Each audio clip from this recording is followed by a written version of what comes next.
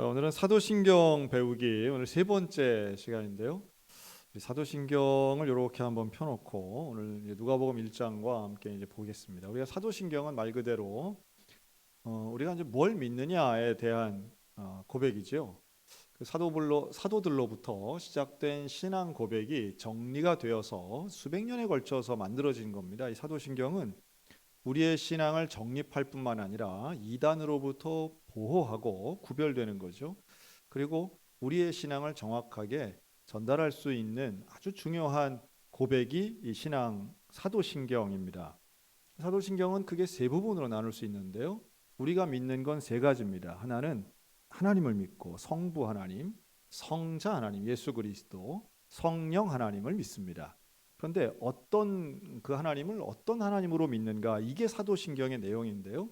성부 하나님은 어떤 분이랍니까? 전능하시고 나의 아버지시고 천재 창조주가 되시는 그 하나님을 믿는다는 거예요. 반면 성자 하나님은 그의 유일하신 아들 우리 주 예수 그리스도를 믿습니다.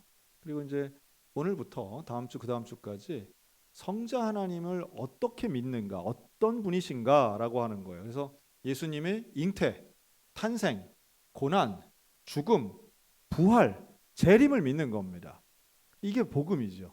예수님이 어떻게 태어나셨고, 어떤 고난을 당하셨고, 그리고 어떻게 죽으셨고, 그리고 부활하셨고, 다시 오신다. 이걸 우리가 믿는 것을 아주 일목요연하게 요약하고 우리가 암송하는 게 사도신경입니다.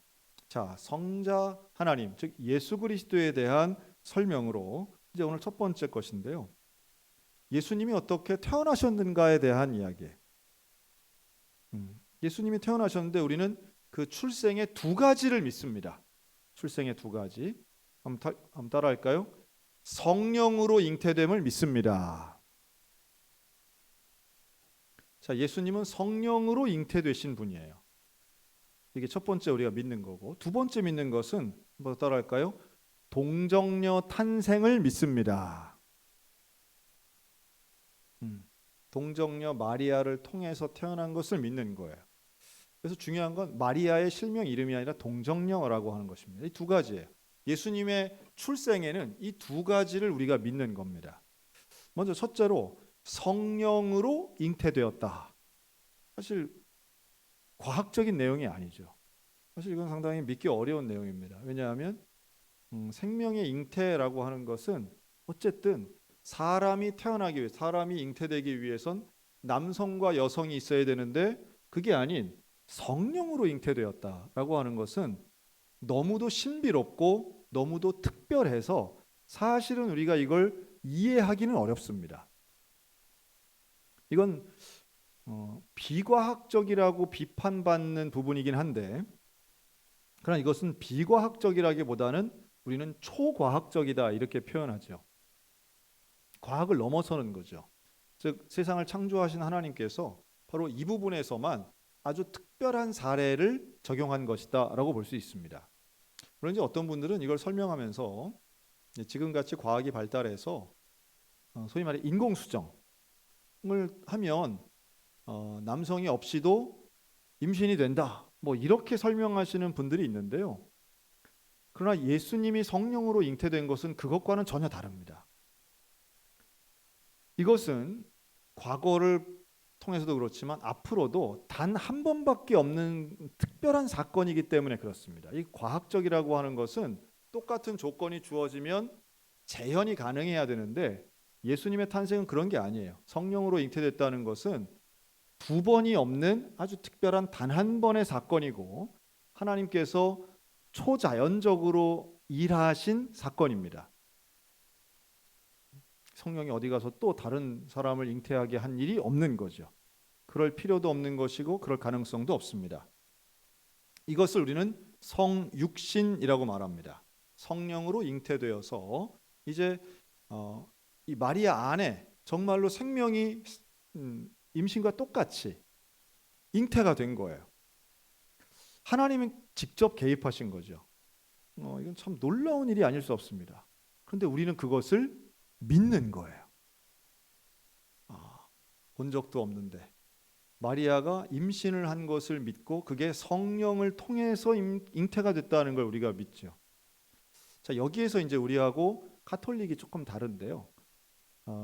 임신을 한 이 마리아에게서도 특별한 의미를 신구교는, 그 카톨릭은 이것을 인정합니다. 왜냐하면 예수님을 잉태했기 때문에 잉태한 그 모체가 되는 마리아도 특별하다, 이제 이런 논리죠.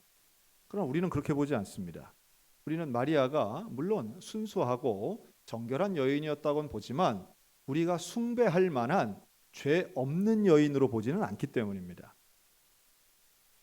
다시 말해 하나님께서 선택하시긴 했지만 그러나 그것은 많은 여성 중에 하나가 선택이 된 것이지 마리아가 예수님처럼 죄가 없거나 아니면 완벽한 존재였기 때문에 선택받은 건 아니라는 거예요. 그리고 이 마리아 스스로도 이게 어떻게 되는지 성령의 잉태에 대해서 오늘 읽은 누가복음에 보면 여기에 대해 본인 스스로도 사실은 믿지 못하고 있습니다. 그렇죠? 예수님과는 달라요. 예수님이 어릴 때부터 본인의 존재가 어떤 존재라고 하는 것을 인지하고 알았던 것과는 다르게 마리아의 상태는 전혀 그렇지 않습니다. 하나님께 쓰임 받은 것은 분명하지만 인간 그 이상은 아니었다라고 하는 거죠. 자, 그렇다면 이제 두 번째 신앙인데요. 우리는 동정녀 탄생을 믿습니다. 사실 이게 되게 중요하죠. 뭐 연결돼 있지만 이 동정녀라고 하는 것은 처녀의 몸을 의미합니다. 근데 이건 역시 상당히 이상하고 상식적이지 않은 일이죠. 그래서 이것을 당시의 사람들도 받아들이기가 어려웠고 요셉은 물론이고 마리아 본인도 받아들이기 어려운 내용이었습니다. 내가 남성을 모르는데 내가 남자를 만난 적이 없는데 어떻게 내가 아이를 낳습니까? 이런 말을 마리아가 해요.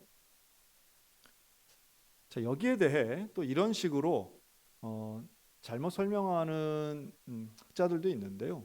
이게 이제 동정녀가 아니라 젊은 여성을 마태가 잘못 혹은 누가가 잘못 번역한 것이다, 이제 이렇게 보는 시각도 있습니다. 그러나 우리의 사도신경은 명확하게 젊은 여성이 아니라 동정녀라고 하는 단어를 쓰는 거예요. 동정녀는 남성과의 동침을 전혀 해본 적이 없는 그런 여성을 의미하는 겁니다. 성령으로 잉태된 것과 맥을 같이 하는 거예요. 그러니까 성령으로 잉태되었다가 중요한 것만큼 동정녀의 개념은 상당히 중요합니다. 그런데 왜 이렇게 하셨을까? 왜 예수님은 성령으로 동정녀에게 잉태되어서 탄생하게 됐을까? 여기 참 중요한 의미가 있죠. 우리가 소위 말하는 고대 신화, 로마 신화 이런 데 보면 영웅들은 하늘에서 뚝 떨어지기도 하고 뭐 알을 통해서 태어난다든가 아주 신비로운 방법으로 태어나기도 하는데 예수님은 그게 아니죠. 여인의 몸을 입고 이 땅에 태어나신 거예요.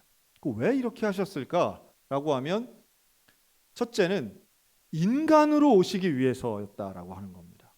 성육신 인카네이션이라고 하죠. 그러니까 하나님이시지만 인간의 몸을 입고 이 땅에 오시기 위해서 이 과정을 겪으신 거예요. 근데 그 과정이 그냥 뭐 예를 들어 어린이로 뚝 떨어진 게 아니라 잉태되어서 출산의 과정을 통해 이 땅에 태어난 모든 사람들이 그렇게 한 것과 마찬가지로 출산하는 신생아의 과정을 택했다는 거예요. 이게 하나님이 얼마나 위대한 과정인가. 온전한 인간이 되는 거예요. 온전한 인간의 시작을 선택하십니다. 그럼 왜 이런 시작을 선택하셨을까요? 예수님이 이 땅에 오신 이유는 저와 여러분을 위해서 죽기 위해서입니다. 완벽하게 죽어야 되는 거예요. 인간처럼 똑같이 죽어야 돼요. 여러분, 똑같이 죽기 위해서는 시작도 똑같아야 되는 거예요. 그래야 인간인 거죠. 어디선가 시작이 모호하면 안 되는 거예요.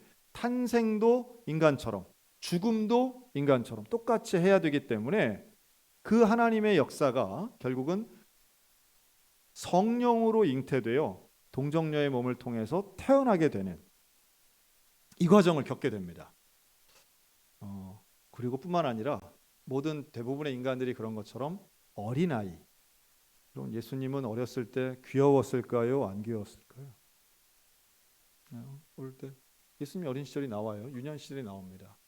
키가 자라고 몸이 자라고 더욱 사랑스러워 가신 그 예수님에 대해서 말씀합니다. 그러니까 글쎄요, 어린이들은 다 예쁘고 사랑스럽긴 한데 어린이를 사랑하는 거는 참 우리들의 어떤 본성인 것 같아요. 예. 그래서 그 어떤 학자가 이제 우리나라에 와서 그 베버라고 하는 신부가 지금 200년 전에 와가지고 쓴 그 글이 있더라고요. 근데 거기 보면 우리나라 사람들이 얼마나 이 자녀에 대해서 특별한 애정을 갖는가를 이렇게 표현합니다. 조선인들은 너무도 신기하게 아이들을 바닥에 내려놓지 않는다는 거예요. 바닥에 내려놓지 않는데 누가 안고 있어도 안고 있대요. 신기하죠? 그때 생각해 보면 우리 문화는 소위 말해 요람 문화가 아니에요. 유럽인이나 미국인들은 요람을 많이 사용합니다. 그래서 아이를 이렇게 잘 때도 혼자 재우죠. 침대에 놓고. 근데 우리나라 분들은 아무리 젊어도 애를 혼자 재우는 분은 없는 것 같아요. 신기하죠? 그런데 더 웃긴 거는요. 그 똑같은 사람이 미국 가면 혼자 재우더라고요. 너무 신기한 것 같아요. 그거 보면 이게 민족성도 중요한데 지역성이 참 중요하구나. 그 동네 사람들이 어떻게 키우는가가 제가 이런 얘기를 하는 이유는 졸린 분이 한 6명 있는 것 같아서 지금 맥락과 상관없이 쓸데없는 얘기 하는 거예요 지금. 예. 확 지금 깨시네. 이게 한번 깨잖아요. 신기하네. 근데 우리나라는 아이를 안고, 근데 우리나라만이 아니라 아시아권이 좀 잘 안아주는 문화죠. 그래서 업어주는 문화. 근데 이게 상당히 애착 관계가 뛰어나다는 거예요. 그래서 엄마하고 아이가 그 아주 특별한 좋은 관계를 갖는다. 뭐 그런 건데, 좀 설득력이 있다는 생각이 들더라고요. 그리고 아이를 아무리 어려도요, 미국 엄마들은 혼자 재워요. 참 그건 또 신기하지 않습니까? 근데 하여튼 제가 좀 전에 말씀드렸지만 미국의 교포로 사시는 분들은 똑같이 하더라고요. 그 백인들이 하는 걸 똑같이 따라해요. 혼자 재워요. 그런데 그 유학 마치고 한국 오면 또 끌어안고 꼭 같이 자더라고요. 그러니까 한국 땅에 오면 그런 건지 참 신기하다. 예수님은 그 과정을 겪으셨다는 거예요. 예수님은 신생아, 또 유아, 어린이, 유치원, 초등학생, 청소년 시절을 다 겪었죠. 근데 저는 어릴 때 궁금하게 그거더라고요. 예수님도 사춘기가 있었을까? 요즘의 사춘기가 옛날 사춘기보다 훨씬 더 강력하고 변칙적이라고 하는 심리 보고서가 있더라고요. 그러니까 2020년대에 살아가는 중학생이 1980년대 중학생보다 훨씬 거칠답니다. 훨씬 말도 폭력적이고 이 생각하는 것이 훨씬 변태적이다. 사춘기가 훨씬 40년 전 부모보다 지금의 중학생 부모가 사춘기를 겪을 때 더 어렵다. 그분들 반갑더라고요. 그렇구나. 우리가 더 착했구나. 이제 이런 생각이. 그런 보고는 뭐에 근거하는지 모르겠는데, 하여튼 결론만 그 심리학자가 얘기하는데 그런 연구도 있구나. 그러니까 이제 전체주의로 한꺼번에 통솔되던 때에 사춘기는 함께 묻어서 간 반면에 지금같이 개인주의 나뉘어서 독방 쓰고 아이들의 개별성을 강조하고 인정하는 분위기에서는 그런 사춘기도 훨씬 더 세분화되고 구체화되는 것 같아요. 예수님도 그 사춘기가 있었겠죠. 그러나 그 시절도 예수님은 분명히 지혜롭게 잘 지냈을 거라고 믿습니다. 왜냐하면 예수님은 스스로의 자의식 속에 내가 메시아라고 하는 게 있으니까요. 함부로 하진 않았겠죠. 자, 그런데 철저한 인간. 그래서 예수님은 눈물 흘리는 슬픔의 감정이 있었고 배가 고픈 것을 느꼈고 때로는 분노하시기도 합니다.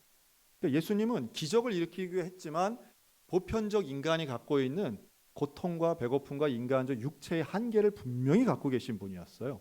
인간의 몸으로 오셔야 되기 때문에 이런 동정녀를 통해서 탄생한 겁니다. 그러나 분명한 차이가 있어요. 왜 동정녀냐? 왜 처녀였느냐라고 하면 여기에서의 주요점은 바로 예수님의 죄 없음입니다. 즉 남성과 여성을 통해서 태어난다면 원죄를 물려받아야 된다고 보죠. 왜냐하면 누구의 후손이 되기 때문이에요. 어떤 혈통, 육적 혈통에서의 자손이 아니라 성령으로 잉태되어 인간이 아닌 인간의 혈통에서 오는 원죄의 영향을 받지 않는 무죄함. 이게 바로 예수님의 가장 고유한 특성이죠. 고린도후서 5장 21절은 이렇게 말해요. 하나님이 죄를 알지도 못하신 자로 우리를 대신하여 죄를 삼으신 것은 우리로 하여금 저희 안에서 하나님의 의가 되게 하려 하심이니라. 죄를 알지 못하는 분, 죄와 상관없으신 분, 죄가 없으신 분, 죄성이 없는 분, 그가 바로 예수 그리스도다라고 하는 겁니다. 그리고 이제 마지막 세 번째는, 그러니까 첫째는 인간으로 오시려는 거고, 그러나 인간이지만 죄가 없으신 것이고, 그리고 세 번째는 구약에 말씀하신 이 구원의 언약을 성취하시기 위함입니다. 이사야서 7장에 보면 그러므로 주께서 친히 징조를 너에게 주실 것이라 보라 처녀가 잉태하여 아들을 낳을 것이요 그의 이름을 임마누엘이라 하리라. 즉 처녀가 잉태하여 아들을 낳는 것은 이미 이사야 때에 예언이 되었던 거예요. 하나님이 약속하신 거예요. 너희를 구원할 때 어떤 방식으로 구원하겠다고 하나님이 약속하신 거예요. 그 약속을 이루시기 위해서 동정녀 마리아를 통해 탄생하셨다라고 하는 겁니다. 신실하신 하나님, 역사의 주관자이신 하나님, 그 하나님께서 인류를 구원하시기 위해 인간의 몸을 입고 이 땅에 오시는데 그 시작이 성령으로 잉태되어 동정녀를 통해 태어나셨고, 그 죄 없으신 하나님께서는 바로 구원의 역사를, 그 예언을 성취하시기 위해 이 땅에 태어나신 거죠. 사실 이 내용은요, 우리가 과학적인 논리나 조건을 가지고 우리가 이해하는 차원이 아니고, 이것은 하나님의 말씀이기 때문에 그 말씀을 정말 특별하게 하나님께서 이렇게 이루셨다라고 하는 것을 믿어야 되는 영역인 것을 다시 말씀드립니다. 그렇죠? 여러분, 우리가 무엇을 믿느냐가 명확하기 위해 사도신경이 있는 거지, 이것은 설명을 들으니 이해가 되네, 이게 아닌 거예요. 내가 믿는 것은 이것이구나, 좀 더 구체화하려는 것뿐이에요. 그리고 이것을 믿는 것은 우리의 구원과 아주 밀접할 뿐만 아니라 이게 믿어지는 것이 기적이고 은혜인 줄로 믿습니다. 이게 믿어진다는 게 놀라운 거예요. 사실은 성령으로 잉태가 되셨구나, 동정녀인 마리아를 통해서 예수님이 태어나셨구나, 이게 지금 믿어진다면 우리는 이미 기독교의 기적을 경험한 것입니다. 그런데 이게 믿어지지 않는다라고 하면 우리의 구원은 다시 점검해 봐야 됩니다. 그게 사도신경이 쓰여진 아주 중요한 목적이에요. 그러니까 하나님이 내게 복을 주신다, 이건 사도신경에 없어요. 우리의 복은 다름 아닌 이 세 가지, 성부, 성자, 성령 하나님을 믿는 것이 우리에게는 복이고, 그게 구원인 거죠. 자, 이것을 믿는데 천사가 마리아에게 한 놀라운 말씀이 하나 있습니다. 37절이죠. 오늘 읽은 누가복음 1장 37절, 다 같이 한번 읽어볼까요? 같이 읽습니다. 대저, 시작. 대저, 하나님의 모든 말씀은 능하지 못하심이 없느니라. 아멘. 여러분, 이 말씀이 믿어지시기를 축원합니다. 하나님의 말씀은 능하지 못하심이 없다, 다 이루어진다는 것이고, 하나님 말씀하신 거는 그냥 되는 거야. 그러니 엘리사벳도 임신하지 못하는 나이 많은 여인이지만 임신이 되었고, 너도 마찬가지다. 마리아, 너도 동정녀라도 넌 잉태되는 거야. 그리고 네가 아들을 낳을 것이다. 그의 이름을 임마누엘이라 하라. 그냥 받아들이라는 거예요. 여러분, 어떤 설득이나 설명이 아니에요. 선포고, 여기에 대해서는 거의 명령입니다. 그러니까 우리가 믿는다라고 할 때 그 믿음은 조건이 갖추어져서 믿는 것이 아니라 하나님 말씀을 신뢰하는 것뿐이에요. 근데 놀랍게도 그 믿음은 어떤 이해보다도 훨씬 더 강력합니다. 우리가 설명을 듣고 이해하는 것보다 믿음을 가지고 고백하는 것이 훨씬 더 절대적이에요. 이거는 신앙이나 종교의 영역을 벗어나서도 마찬가지입니다. 여러분, 정치하시는 분들 보세요. 믿음이 얼마나 대단한지 몰라요. 그 믿음 가지고 보니까 저 사람은 저쪽 편은 무조건 나쁜 편, 이쪽 편은 무조건 우리 편, 이러잖아요. 뭐 생각 없잖아요. 근데 그게 거의 믿음과 같은 수준인 거거든요. 여러분, 우리가 하나님을 믿는 것은 어떤 면에서는 불신자들 눈에는 상당히 맹종처럼 보일지 모르겠습니다.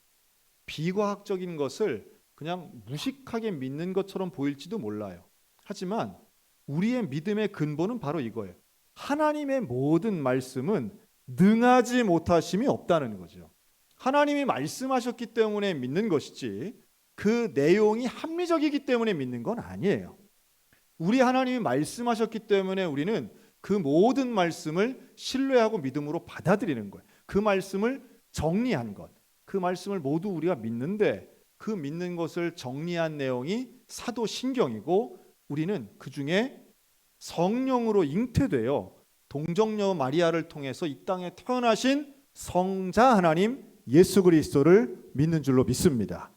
그분의 잉태하심이 우리를 구원하셨고 그분의 태어나심이 결국 성자로서 이 땅에 성육신하신 하나님의 은혜임을 깨닫게 됩니다. 태어나신 이유가 우리 때문인 거예요. 인간의 몸을 입으신 이유가 우리 때문인 거예요. 출산의 아픔, 어린 시절의 연약함, 성장의 시간을 견디신 이유도 우리 때문인 거예요. 그것이 다 순수한 인간의 죽음을 향하여 가는 하나님의 은혜고 약속을 지키는 신실함이라는 거죠. 한 장면만 놓고 보면 이건 비과학적인데 라고 하실지 모르겠지만 그 모든 맥락에서 본다면 이게 바로 나를 구원하시기 위한 하나님의 역사하심입니다. 오늘 우리가 이 부분을 잘 생각해서 사도신경을 고백할 때마다 성령으로 잉태됨을 나는 믿습니다. 또 동정녀 탄생을 내가 믿습니다. 이 믿음의 고백을 날마다 재확인하며 우리가 무엇을 믿는가가 명확해져서 우리의 신앙이 정립되고 잘 전수될 수 있는 신앙의 사람들, 고백의 성도가 되시기를 우리 주님의 이름으로 축원합니다. 아멘. 기도하겠습니다.